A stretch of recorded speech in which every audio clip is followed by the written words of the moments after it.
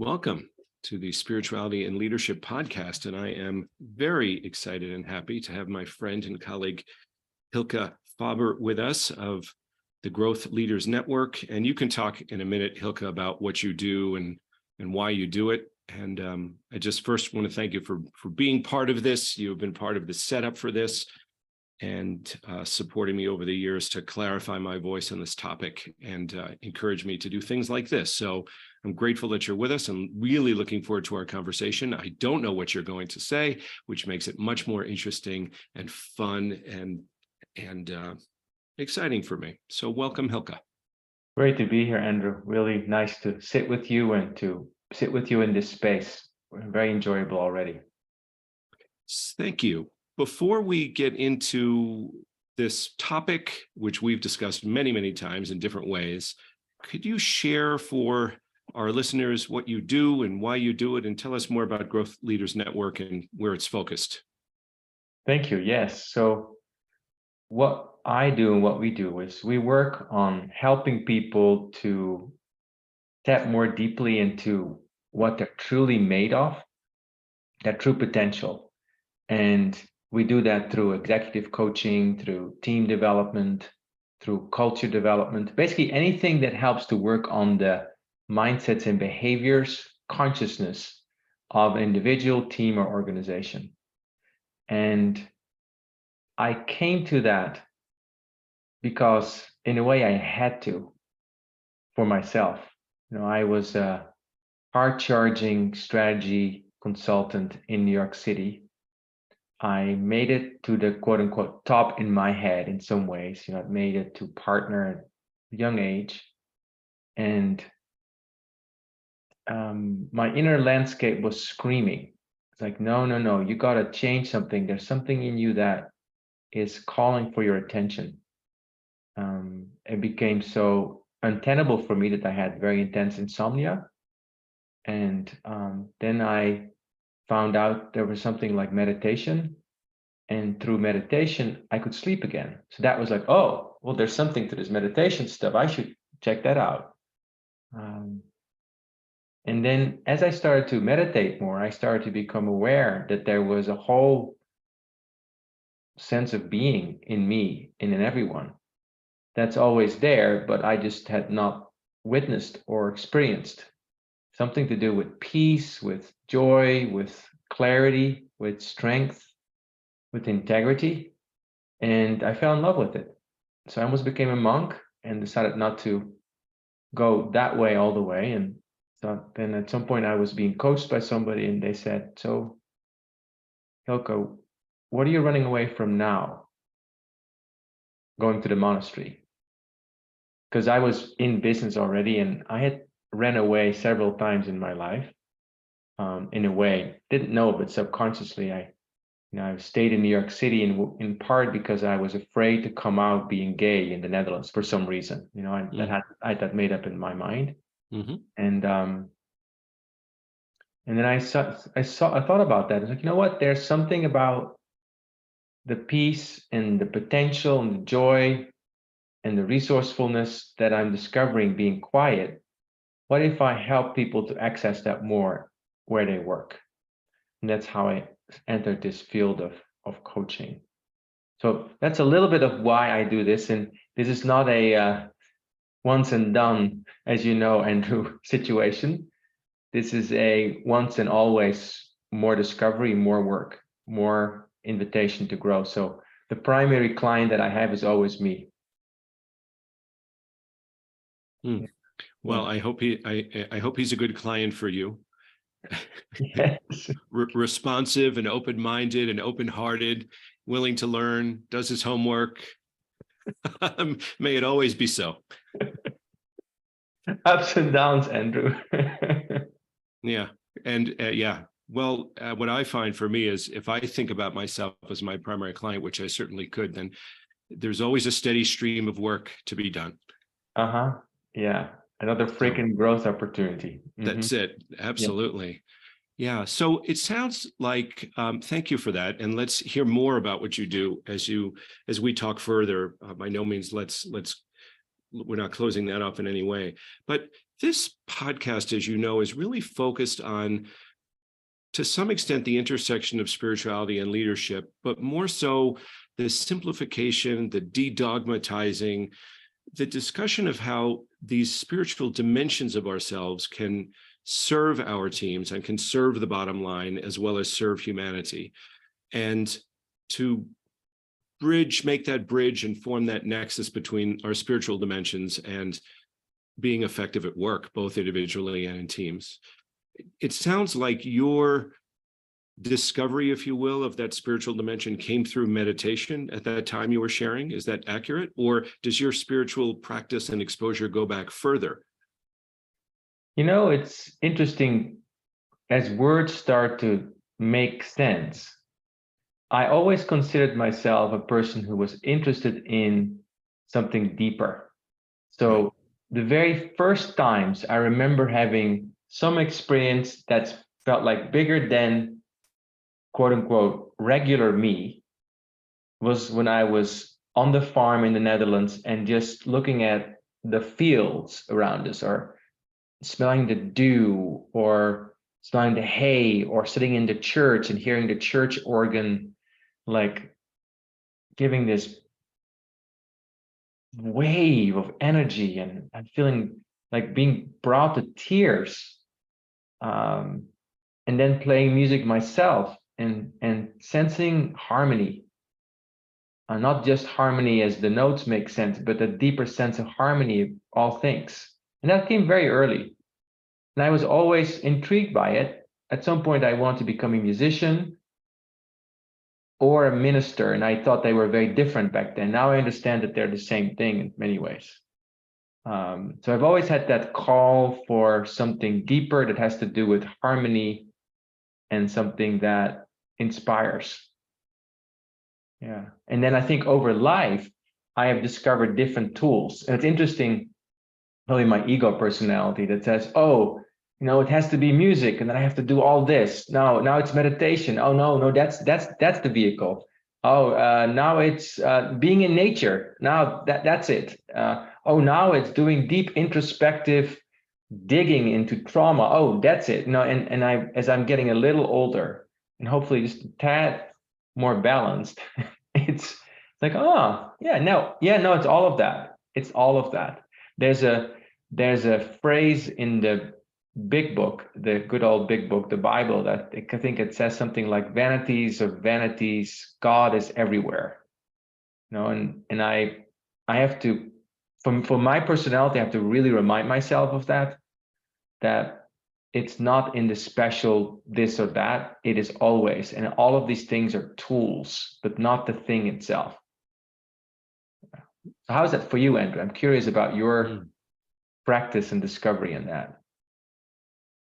Yeah, well, I mean, what you're describing is a sense of some might use the term supernatural, something beyond us, beyond the senses, etc. I can relate to what you're saying about recognizing there's something out there and being unsatisfied with my own religious upbringing as the answer to that.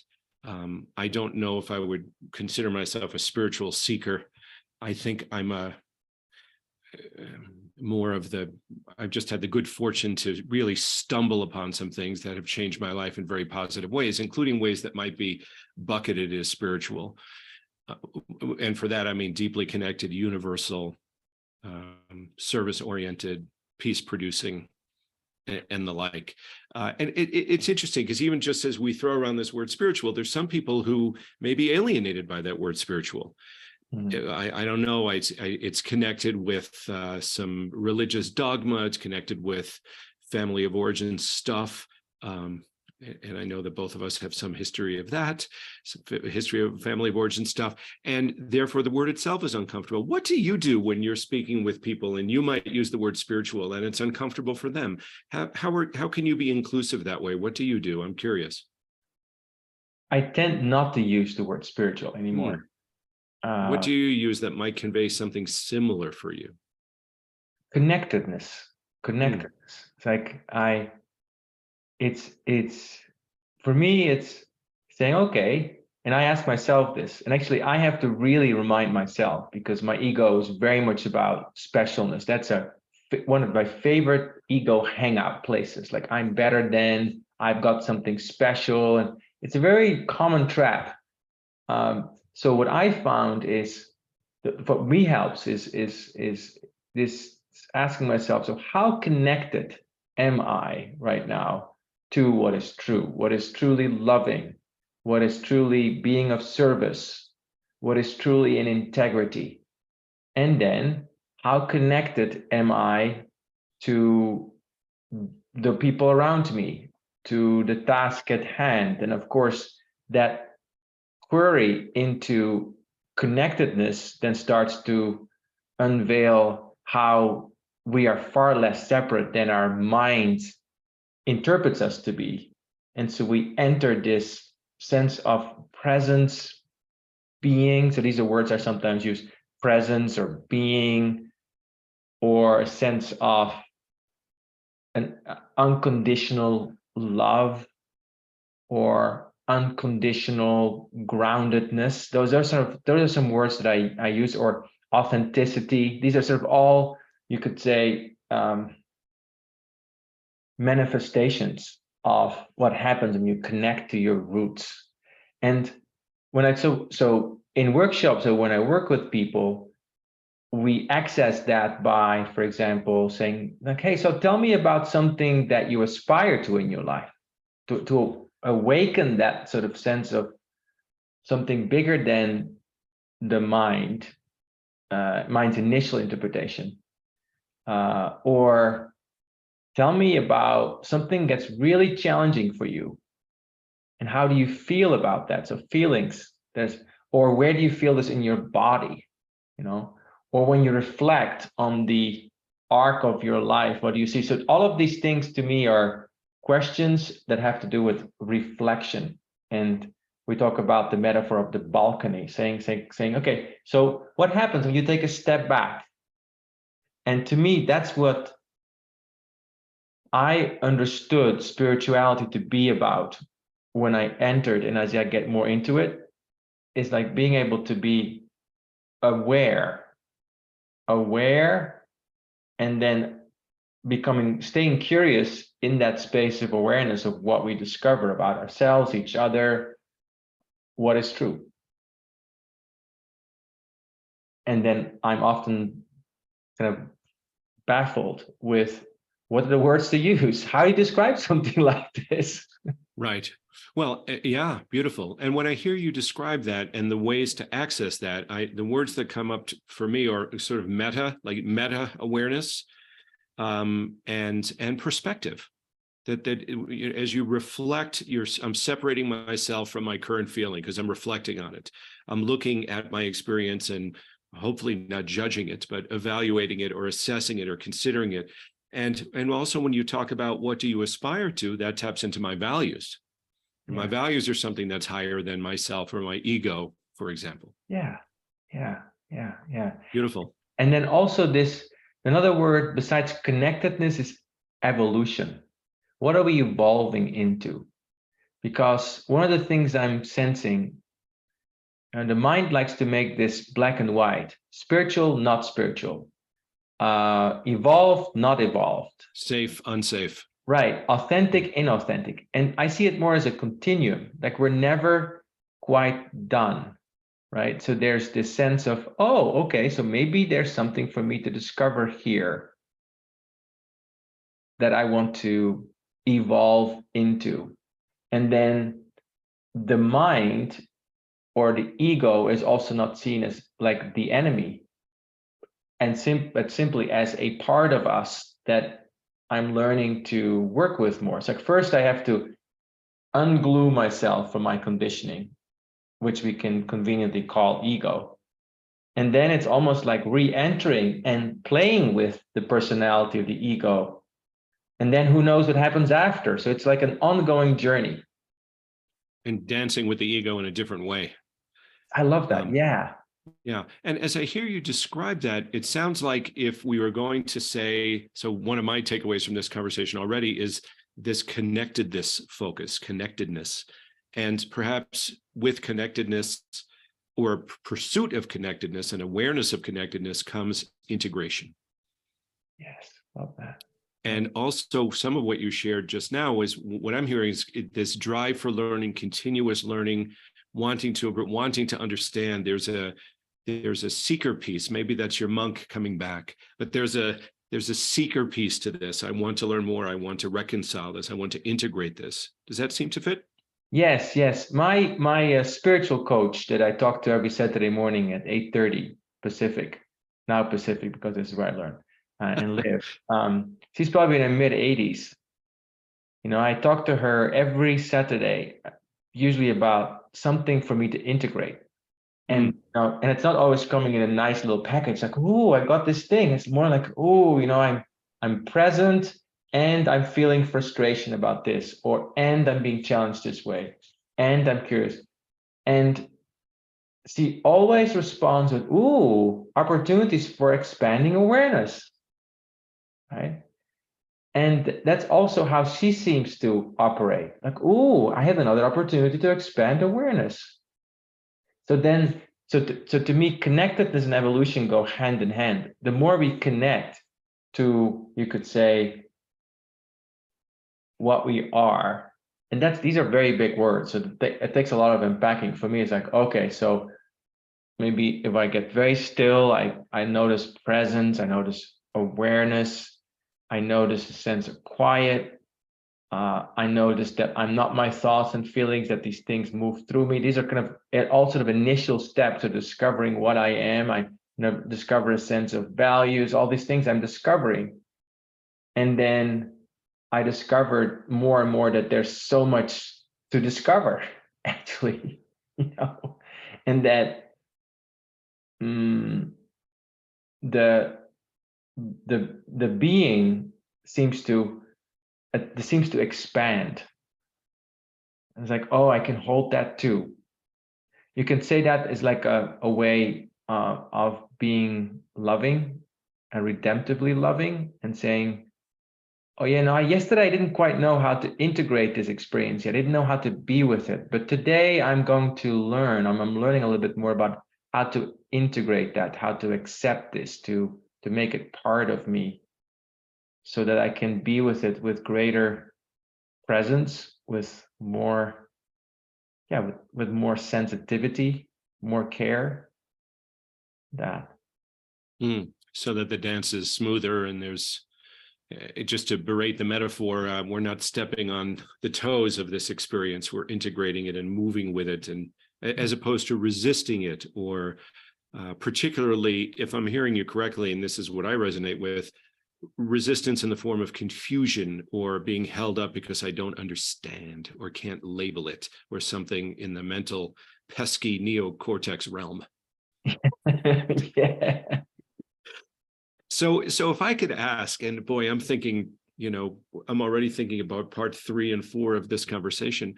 But this notion of connectedness, pursuing connectedness, of integration, of continuous learning, that is clearly a very, obviously very significant, meaningful, primary personal journey for you. Tell me how that plays out in your work, because I know you as an executive coach, as a leadership consultant, as a workshop leader, as a writer. Tell me how this plays into the professional space, because ultimately, for me, these conversations for this podcast are really about supporting people in business. So tell me how this supports your work, or really, you know what I'm getting at. Let me get out of your way and let you answer the question. I love the question, Andrew. So to me, connectedness is my anchor from which I do my work. So it can show up in different ways. So in individual coaching, I will help people to connect more deeply to their strengths and help them see through what disconnects them from their true strengths, which in a book that I wrote called sort of The Crocodile, the book is called Taming Your Crocodiles. And it's like, okay, so these are these pesky reptilian brain things, mentalizations that get in the way, often fear-based. So how do I step through that? So I connect to something deeper, that's more true, that's more kind, that is more in harmony, right? That's more connecting that with something that makes you feel taller on the inside. Mm. That's how that shows up in individual coaching. In team development, it shows up as similar to individual coaching. And what's our connection to the greater why we're here? Where it is like there's no group of people in the world is exactly like us. Like these are the 10, 20, 100, whatever people. So what about this group of people that makes it so compelling? And what's the why? It's like a yard. No yard looks the same. Now, what's the essence of this yard, of this group of people? So connecting to the essence of what this group is about. That's, it goes a little beyond having a mission, vision, value statement for a group. It goes a little deeper to that. It's like, what's your, like, why are your subconsciously, why are you drawn together? What are you here to learn? Like, what do you souls, that's a big word, the deeper self, why are you here? And you're talking about something deeper, certainly, than our quarterly business results or sales targets or efficiency targets or things like that. Yeah, so it could be like we're here because we like to create joy for our clients. Or we're here because we want to integrate different parts of science. Or we are here because we love to delight people. Like whatever it is, right? And then we get to, so how do we want to then think about how we want to act together? So think about our values, connecting to what's truly meaningful for us. Like think about what's important to you. What's important to you?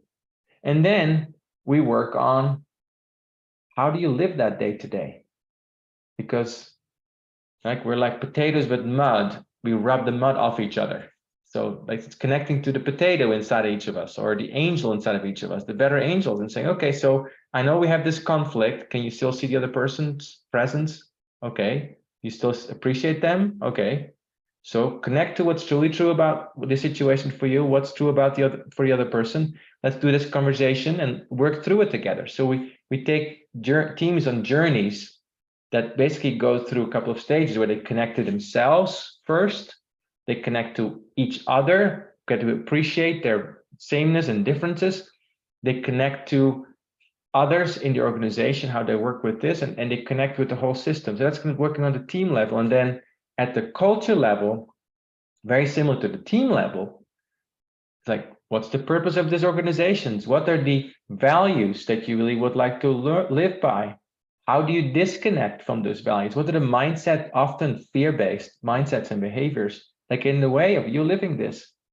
Now, what are you going to do? How will we practice together so that this organization starts to feel connected inside and out, with ourselves, with each other, with our purpose, with our clients, with our past, with our future, where we're going, where we were, with society, all of that. And then life and work becomes very exciting because, like we're on this journey of discovery.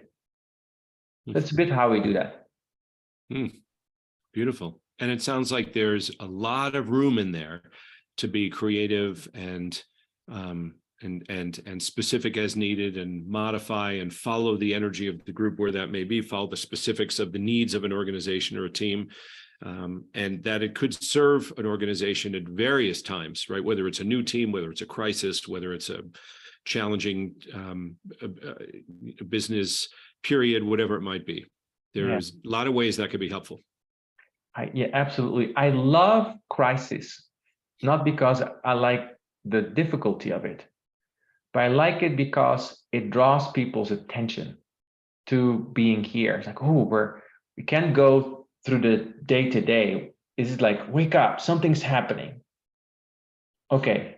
And usually in crisis or in conflict, my old way of connecting to it or relating to it is not working. So now I have to discover a new way.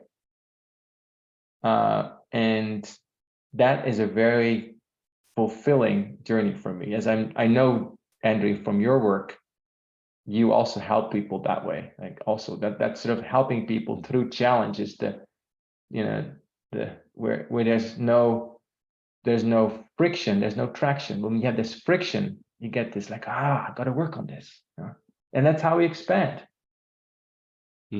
Yeah, crisis removes us from our sense of normalcy and our habituated behavior, right? I mean, we're just, I can't do what I ordinarily do. That is, on the one hand, the opportunity. And we know that Chinese character with crisis and opportunity on the same side. And there's I think it was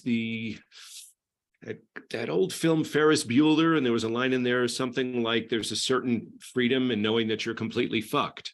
There's a freedom from crisis. It gets our attention in a certain way. We need to pay attention. It's the universe yanks us by the collar, and we have this, for lack of a better term, whoever's listening for the language, hope I don't have to put that little explicit E on my podcast now, but we have these holy shit moments where our collar is yanked, literally or figuratively, and it gets our attention, like, whoa, what do I do now? Yeah. We've lost that contract. We have a supply chain crisis. My partner is freaking out. There's a health crisis in my family. My technology is, fallen off the cliff. Somebody stole my laptop. I'm in deep trouble. Whatever it might be. Whatever it is. Yeah, whatever. And these are all things you wouldn't want to wish on anyone. Correct. At the same time, I love what you're saying, Andrew, part of human life is that they do happen. Well, and the crisis throws us into a state of vulnerability where learning can happen and paying deliberate, careful attention can happen, as opposed to how I ordinarily pay attention, which is 20% or something like that. Yeah. Absolutely. So I'd love to hear you talk a bit about how as I think about a team that's moving through a process with you that you might lead in some of the ways you've described, there are individuals on that team who may have their own individual journeys of connectedness. As we've worked with many people over the years, I know who some of the people you've worked with. People have their own private practices, if you will, or personal practices that connect them, whether it be music or exercise or yoga or religion of some kind or spirituality or travel or whatever it might be. How do our individual experiences pursuing that connectedness or experiencing that connectedness impact our teams and our business? If you think about the groups you've worked with, how does the individual experience of those team members, particularly those leaders who cast a wide shadow, how does that impact the conversations that the team is having and the results that the organizations can or cannot get? Yeah, so it's like being in an orchestra where the instruments are very well tuned and the musicians are very well trained. And when you have exquisitely trained musicians and tuned instruments, you get an exquisite sound that we can't produce by ourselves. So every person brings their own resonance, vibration, depth. And the more we do that, it's very beautiful. Now, that can easily fall into judging and comparing and saying, oh, hey, this person is not doing any work on connectedness. I sense everyone is on their own journey. So it's more looking at what happens when you put all these journeys together, simply by the virtue of people being together. And to me, the only two things that are really required is people being willing to be honest, like play their instrument, and people's willingness to listen. And the rest kind of takes care of itself. I love that you've identified these pillars. What's interesting is how, if we use the metaphor of the orchestra, and I love that, thank you for sharing that. First, I think, how could you possibly compare the tuning of a violin to the tuning of a kettle drum or something like that. You just can't. They tune in very different ways, and that's the way people are, which is lovely. I love that metaphor. And the listening piece is fascinating, because how could you possibly be an effective musician without listening? Yeah, exactly. And so when a person is, let's say a person is very much into sports, and so they have gotten part of their instrument is very attuned probably to resilience, to grit, moving through challenge, discipline, balance, potentially. All of these things might be part of what they are familiar with. So they bring that to a team, right? And then let's say they interact with a person who is a great arts person, just loves maybe making art or watching art. And this person is going to have intuitive flashes like, oh, well, this could work with this, and have we thought about that? And if we look at the broader pattern here, this might be going on.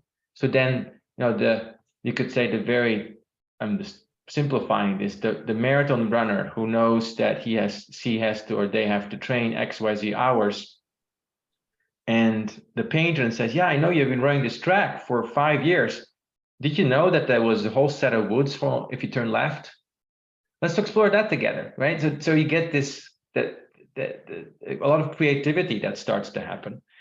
And then at another level, the foundation of the team becomes so much stronger when you are with people who are different, because it starts to challenge you with all your beliefs about what's true, and it creates a sense of humility. And with humility, like where you kind of the movie quote that you just used, it comes a sense of connectedness. Like, I don't know, and we don't know. And within that sense of I don't know comes a sense of acceptance and a sense of reverence for each other. Reverence in the sense that we're in this together, that there's something deeper going on. And what I'm hearing as I process what you're saying is I have to question my own thinking in a more deliberate way. Yeah. Like, my team of 2 at home is my husband and I. My husband is African American. I've learned so much simply by being around him, besides the relationship, which is a whole other area of learning, right? Yes, sir. There's some small things to learn, small stuff, but just use of different language, different ways of prioritizing. Our values are quite similar. At the same time, they're shaped from very different experiences. Of course. So appreciating, like I've learned a lot about the trusting in the collective, for example, from this experience, which is something that I think now we're making it sort of color of skin, but my experience of the Western world as I learned it was much more about the individual achievement. Yes. What I learned from him is much more about how the collective moves, and how are you part of a collective. That's a very beautiful experience. So I think that's how we all run into each other and say, hey, want some of this? Got some. And it sounds, the way you're describing this, that's where the willingness to be honest and willingness to listen come into play. Those 2 key attributes, capabilities, gateway skills and mindsets, if you will, come into play. That's beautiful. And what's fascinating too, of course, if he's African American, that's Western. I mean, this is where I grew up here, and the notion that we're growing up in different cultures in the same culture is another good attention-getting reminder, which I appreciate hearing again. Sure, certainly one of those dimensions of culture that, I mean, more familiar with than I am, just in terms of working globally, of course, and growing up in where you did. Different culture. I think I have a different kind of familiarity, Yeah. Yeah. So that's true. And yeah, so my sense of working with people in this work is to help to catalyze this fascination for the journey we're on. And it comes in all kinds of shapes and forms. Aging is a journey, Maturing your career is a journey. Finding a way to balance your work and your life, relationships, all of it's a journey. And when we can enter it from a place of discovery, it becomes can be quite enjoyable. And when I hear about that journey, for me, it relates back to what you were saying about connectedness and integration and continuous learning. And that journey is, for many people would label that something spiritual, something bigger than satisfying the ego, the learning line as opposed to the goal line, or as I've heard it called, the soul line as opposed to the goal line, but it depends on one's orientation. Right. But that's really how this plays out in the day-to-day, I think, right? And we don't need to use the word spiritual if we can use connectedness and journey and pursuit and learning. And that's the challenge, as I've talked with you about this topic. It's like, well, how do we talk about things spiritual without making it necessarily spiritual by definition? Because that's not important, in my view. And so I love that you land on the word important, because that to me is a core question that we can ask. So what's truly important? What's truly your priority? And whatever that is, what's truly, trust that. Because even just being with that question, what is truly important for you, will open the gate, whatever that is. And forget about whether it's ego or not ego, or other people think it's spiritual or people think it's not spiritual. That doesn't matter. What do you think is important? Because the only person that can have that thought is you. So what do you think is important? And, we humans have only been here for a couple 100,000 years. So, our discovery has just started. And so our voice and our inquiry in that collective discovery is, I think, very important, or can be much bigger than we think it is. At the same time, it's much smaller. We're such I always get in that paradox. On the one hand, I'm like this infinitesimally small person, and that's something I really have to learn, because my ego still thinks I'm very important and blah, blah, blah, blah. And then I have to really shake off. At the same time, there is, you're part of this human evolutionary movement, and you're here for, 50, 70, 80, 120, 100 years. Well, do your piece, and then do your piece. And, I think the world gets a lot more beautiful when everybody keeps asking themselves, what's really important to you, really important to you? And then listen. There's honesty in listening, and then listen to others. What's really important to you? Okay, so how do we honor then what's both very important to you, what's important to me? Keep walking together. Well, and if we're honoring, then we're, I think, living well in the space of inclusion, living well in the space of sustainability, obviously all very important areas of focus for businesses, in addition to individuals. So yeah, absolutely. And I appreciate the way what came up with me as you were sharing that is, if I'm a drop of water, do I consider myself as this puny drop of water? Or do I consider myself part of the most powerful physical force on earth? Yeah. And that's my choice as to how I define that. Yeah. And then wherever that leads you, part of my work now is about climate change. So just feeling connected to what is true, what's important to me. For a while, Andrew, I thought, if I just wake up, meaning I just realize my true essence, I'm good. And I'll help others with that, I'm good. And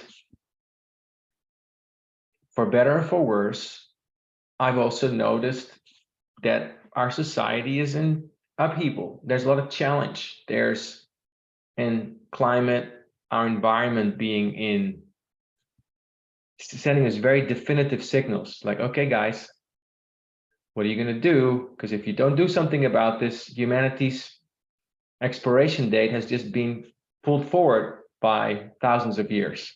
You know. By the way, I do think we have an expiration date. Like when physicists say that we're going to burn up as Earth for towards the sun. I don't know, billions of years. Anyway, so there's that. But I think there's the sense of like, okay, to talk about a challenge, right? I think this is a challenge that we're in right now. Like we're seeing that our ways of thinking are not working. So part of me is then drawn to saying, okay, so let's think about what we can do to work with that.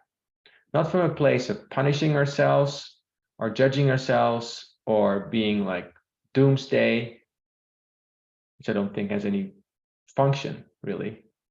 It's more like, oh, okay, so what can I do about this then? So whatever this question, what's important to you, wherever that leads you, maybe you become a person that becomes a very strong advocate in your team for truth, or you really make sure that in your work there's sanity, or you make sure that people that have babies have time off with their children, or you make sure that you're interested in making sure that people are becoming very reflective, or conflicts become opportunities, whatever it is, what's important to you. I think that's my greatest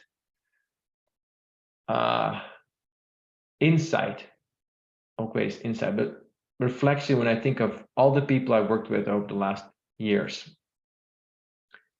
that we are muffled, including myself, like finding your voice and being able to speak your voice and doing that with care.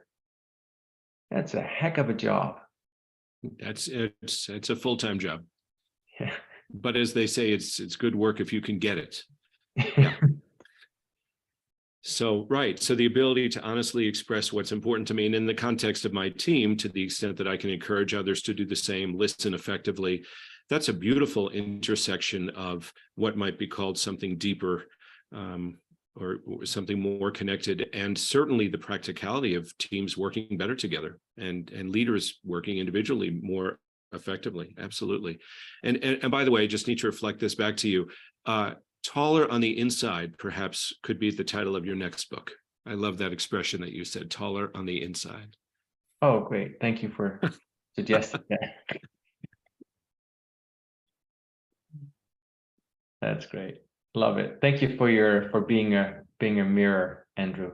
It's lovely to explore this together. This is what we do for each other. That's yeah. beautiful. The metaphor of a mirror is a beautiful one, to the extent that it's incredibly powerful to look in the mirror. It can be very scary to look in the mirror. The mirror is a very fragile thing. The mirror requires maintenance. It's a little bit like that expression I've read again recently, that you can't see your reflection in boiling water or raging water. Right. Right. So that mirror requires tending. And it's fascinating, and yet it's extremely powerful and sometimes very scary. And what a gift it is to be able to hold that mirror up to our colleagues and companions on the journey. I think you just gave a beautiful definition, Andrew, of what this work is about. Right. Being I'm sort of paraphrasing, being the quiet, cool mirror. And I call also a warm mirror, but not a boiling mirror, for others and for ourselves, so people can see who they are, what they're about. That's what you do. That's what we do on our good days. and that's important to me, to answer your question about what's important. That's important to me. It's what I'm here to do and what I'm here to use. Thank you. You are very welcome. Well, I feel like we can continue this for, what is this, on a Wednesday? All right, we'll see you next Wednesday. It's Wednesdays with Hylke would be the. My delight, my delight, my delight. Mm. Yeah. I think what I'd like to say, as I'm sensing we're closing our conversation today, is that words can't say it. Words cannot say it. What this work is. Words can help. So if there's one thing that I take from this conversation, and maybe if you're listening, you can take from this conversation, is just take a moment to be with yourself and ask yourself in that quiet, like, what's important to you? And it's not a discussion, it's more like an inquiry. And then let that sort of bubble up, so that sort of speak to you. And maybe there's no words, it can be a feeling or an image or whatever, and trust that. Because our mind and body is like a sensing instrument that has many different ways of expressing what is true, not only the ways we've learned. So thank you for creating this space for this, Andrew. And thank you. Thanks for sharing your wisdom and doing it joyfully, and as always. So to be continued. Thank you so much for your time and your wisdom. And like I said, to be continued. I appreciate your being with us and being with me today, and being with us, whoever may listen to this down the line. Great pleasure. Thank you. Thank you.